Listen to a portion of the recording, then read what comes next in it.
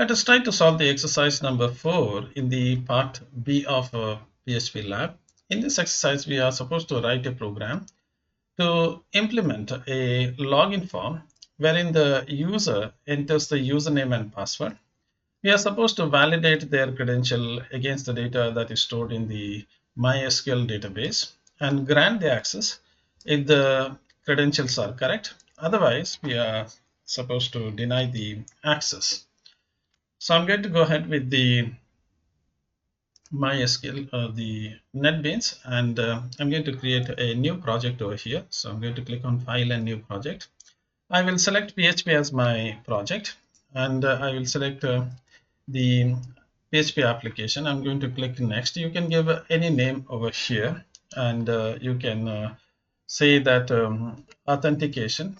Say I'm going to say authentication is the name, and I'm going to click next, and there is nothing much to be done, so I'm going to just click on finish so that the NetBeans will complete its work. What I'm going to do now is this part is not really required. I'm going to create the database. For that, I'm going to go to the XAMPP over here, and I'm going to click on the administrative tool in the XAMPP here. And when you click on this, you're going to get this option. I'm going to go here, and I'm going to click on the new database over here so that I can create a new database. I'm going to just click on the new database. You can create any database with any name for that matter. I'm going to create a simple database which has only one table over here, and that table is going to create that table is going to have the username and password. So I'm going to just create a database called as user DB. So you can give any name for that matter. And I'm going to just click on the create to create the database. Within this database, I'm going to create one table, and I'm going to give the name as user details. You can give any name for that, or user table, anything for that matter. And I'm going to create a table with the two columns, one for the username and the other one is for the password. So I'm just going to click on create. So any name for the table is okay, but with the two columns only. If you want, you can create many other columns, but that's not really required. I'm going to say username is the first option, and I will make it as varchar, maybe 25 characters, because you know very well you are not going to type more than 25 characters during the examination. And I'm going to use the second field as the password, and I'm going to use the varchar over here. Again, I'm going to type 25 character as password. Again, these are all simple things over here, because I don't think so you will be able to type long text during the examination. One thing you must notice over here is that when I create the username, I'm not putting the space in between, so make it as a habit. If you want the separation, use the underscore for the separation. I would like to make this one as the primary key, so I'm going to go to the extreme end over here. You can scroll it and then go to the other side, and you have the index over here, this column over here, and I'm going to make this one as primary. So I'm going to make this field as primary. NetBeans is not NetBeans. The MySQL is going to ask you for creating primary key, and don't worry about it. Just click OK and just say go, and it will create a primary key for you. Okay, so that being done, we are going to just click on save to save our table, and you notice that the table will be created for you. And within this table, we are going to add the username and password. So you have the username, which is varchar and 25 characters. And let's click on this browse. And there is nothing, no tables are there within this particular database. I'm going to go to the insert over here. So you can notice structure insert over here. So search and insert. I'm going to click on this insert to insert two records over there. I will not type more than two records. You just type the values here. So the first name is money, and the password is money 1234. Okay, and next one is Gopi, and the password is 1234. Gopi. You can type anything, but don't make too much of a complication. Just two username and password is enough for us. Just click OK, and it's all done. And the database part is created. Now, if you click on the browse over here, you will notice that the two tables two records are created. One is the Gopi, one is for the Gopi, and the other one is for money, and with the username and password. Remember, in reality, you are not going to store the password as plain text. Do not, whenever you are creating a project or anything, do not store the password as plain text. Uh, get a hash value of it and then start storing it onto the database. But for the practical examination, you can ignore them. Let's go ahead and let's complete the first part over here. I'm going to create a form here that's going to submit something. So let's say uh, let's give a title as user authentication. Okay, you can give any name for that matter. Okay. Let me create a form first, and within this form, let me start with the form. So I'm going to just start the form, and I'm going to use the method as a post. So that's being done, and I'm going to use a table here so that the things will look nice. Okay, so table, I'm creating it. Otherwise, you have to format it a bit.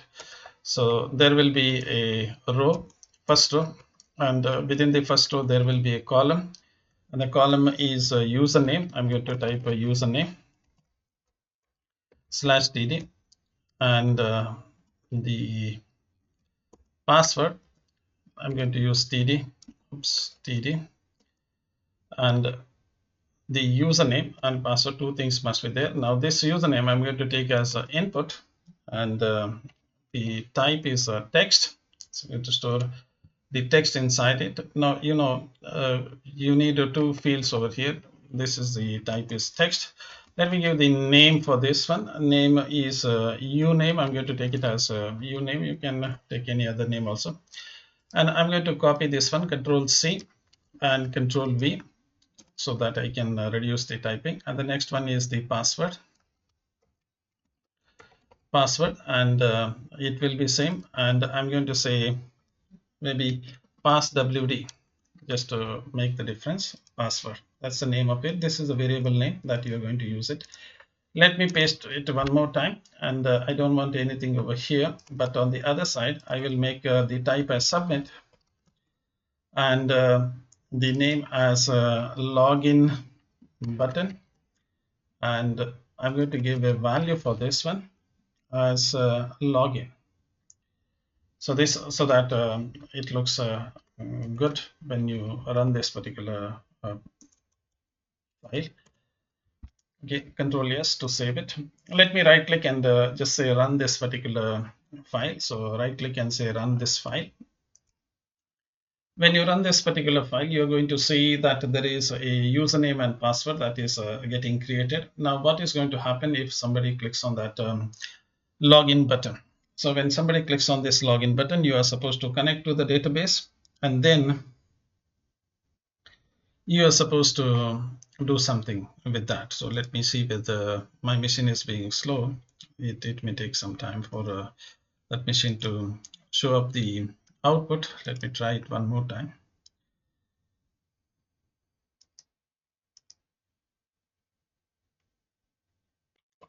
This is how it's going to look like. So you are going to type the username and the password as typed over here and something. Okay. And when you click on this login button, you are supposed to check with the username and password over here, and then see whether they are matching. If they are matching, it is well and good. Otherwise, you have to take some action. So let me go ahead and let's write the PHP part over here. So I already have a PHP with me. So suppose if this login button is clicked, so that's what I want to do it. Suppose if this login button is clicked, how do I do that thing is I'm going to say if is set. So if is set the, because I'm using the post method, I'm going to use the post here. So is set this button, that is the login button. If this login button is clicked, then what are you going to do it? First of all, I'm going to get the username from the field that they have typed over here, this username and password. So these two things I'm going to get it. So again, because it's a post method, I'm going to do that thing. So I'm going to do this one. So this field that you have over here, the variable name is uname. I'm going to just copy it, Control C over here, and let me go to the project. Yeah, and this is the username. In the same way, I'm going to say password is equal to, again, the post method, because we are using this post method, and I'm going to just copy it, double click on it, Control C and Control V over here. So we got the username and password, and we need to get a connection to the database. So I'm going to say dollar connection, and I'm going to say new my SQLi. Okay, SQL. Okay, MySQL, and I'm going to take this one that contains both the database name also. The local host is our server name, that's a local host. Username by default, all of you have this root, and there is no password that is set. Suppose if your teacher has set the password, ask them what is a password. Generally, nobody sets a password. That does not mean that in real life you are supposed to use a blank password. That's not the case. Let me type the database name. Now, database name, you know very well. I've taken that database name as, where is my database? UserDB. So this is the name that I have given, UserDB. Control C from here. Control V at this place, UserDB. So you get connected to. Suppose what if you are not able to connect to the database, and if it is null and so on, you give an error message. They have not said that a story over here. Suppose if they look at this program, what they said is validate against the credential. They didn't say that if you are not able to connect to the database, then you are supposed to provide an error message. That is not mentioned in the question. So I assume that I'm not going to do that whole thing. And let me write the query here. So what is the query that I'm going to do it? Okay, so let's try that query first here in the, where is it? In my SQL itself. So I'm going to just try that query and see whether the things are working fine or not. So my machine being slow, it's going to, because it's an old machine, its processor has become a bit slow. It is the processor itself is weak now.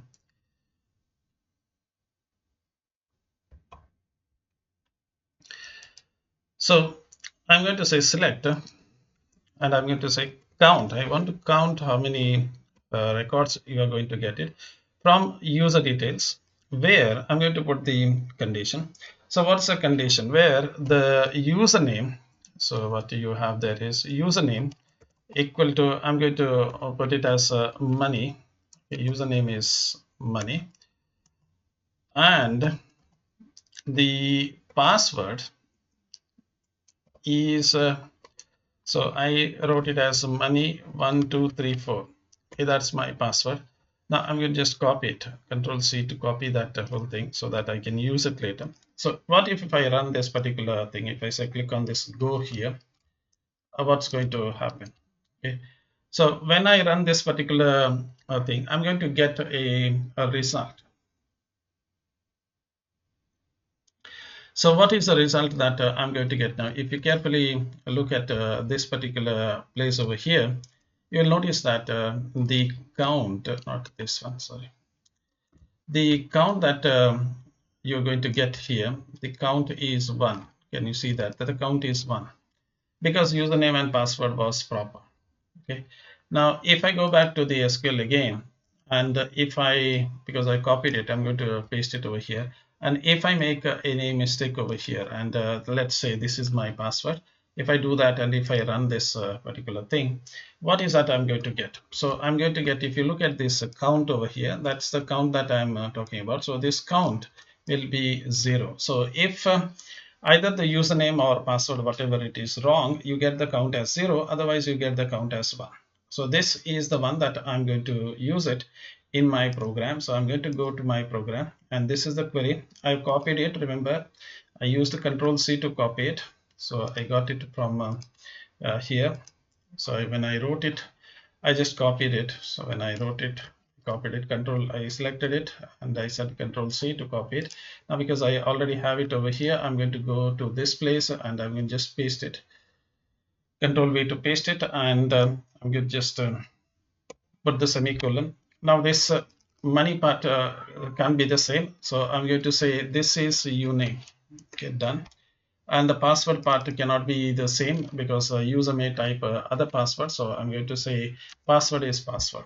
So you got this username and password in the query. Let's run this particular query. So let's go to the connection, and I'm going to say connection, and I'm going to call the query method. And when I type this query method, automatically it's going to fill the query. Now don't get confused with this query and the other query. So this is the query, that is the argument, that is actual query that I have written here. So this is the query that's going to come over here. Okay, so once you run this particular query, what's going to happen? Okay, once you run this particular query, I assume that either you get the value as 0 or 1. If the username and password is correct, you get the value 1. If the username or the password, any one of them is wrong, you're going to get the value as 0. So let me get the result. You can use the result set also, RS, from the connection. So I'm going to go to this connection, and I'm going to say, what is this error? I got it. Okay, so something has stopped. Well and good. Okay, so I'm going to go to the result. I'm going to store that result set here, not this. This is one, because when I run this particular query, I'm going to get this result. You know very well. And when I run this particular query, if I run this particular query, I'm going to get something as the result. Now this is actually a result set. This is what I'm going to get. Okay, so I'm going to get something back. That's what is happening. So when I run this particular query, this is the query, I'm going to get this result set. Okay, result, I'm using RS for result set. So generally we call it as result set. Okay, but you can take it as a result. The variable name is short here so that it is easier for you to type.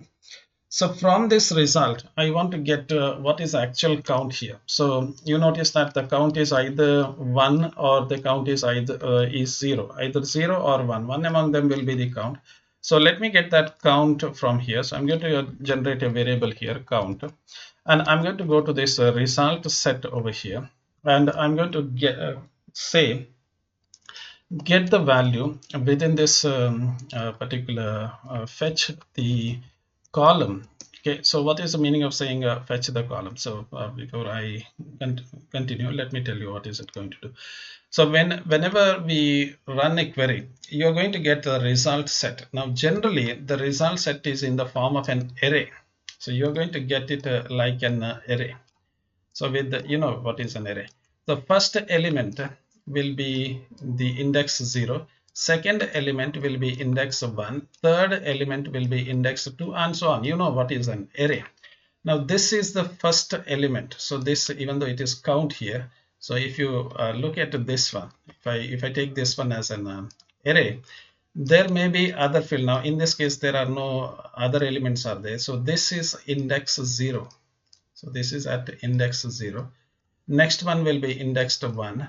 Next one will be indexed 2, and so on and so forth. So this will be the array Now let me go to the program here. So I'm fetching all the columns which are getting here. So you are, as I told you, you're going to get number of columns, and I am interested in the column number 0. So you may get a lot of columns. So I'm interested in the column number 0. How do I say that? You're going to get all the columns here. From this column, I am interested in the column number 0. Hope you are able to get this thing. This whole thing is nothing but the array that we are talking about. And I am interested in the column number 0. So that is what I want. What is the value within this column number 0? That is the index 0, in other words.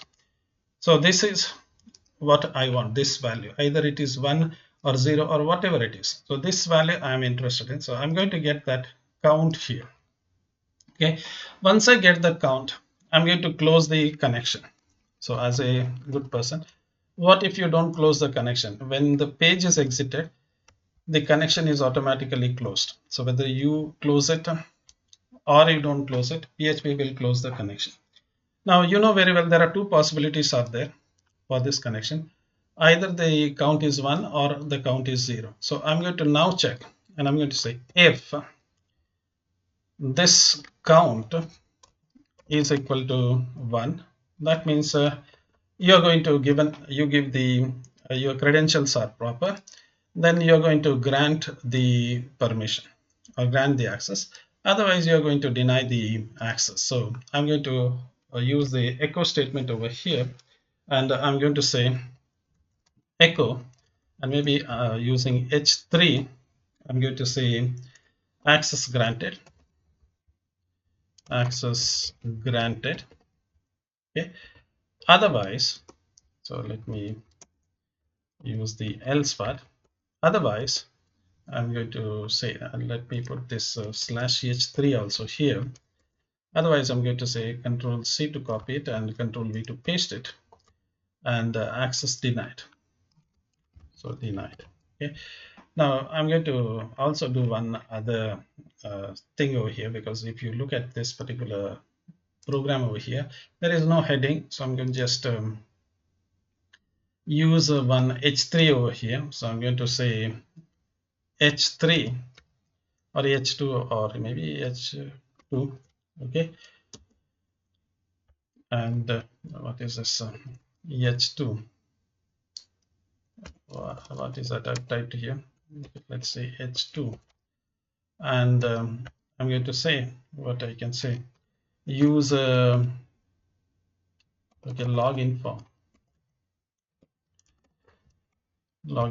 and maybe for the table I'm going to put the border as 1.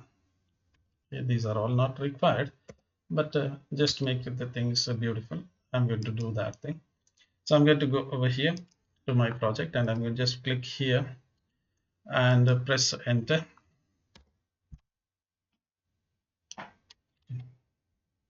So that it will refresh the page. Now I'm going to type the username. I will type the proper username. My username is money, and password is money1234. Okay. Now I'm going to click on login, and what is going to happen? Access granted. Okay. So if I type the same thing, money, and if I change the password, and if I click on it, access denied. So this is what you are supposed to do it. So that's what they said, and now they have not mentioned where to give the permission and so on. So I assume that you are just going to say that permission is given or permission is not given. So that's all we are supposed to do it in this particular program. Thank you for your interest. We will meet again in the other programs.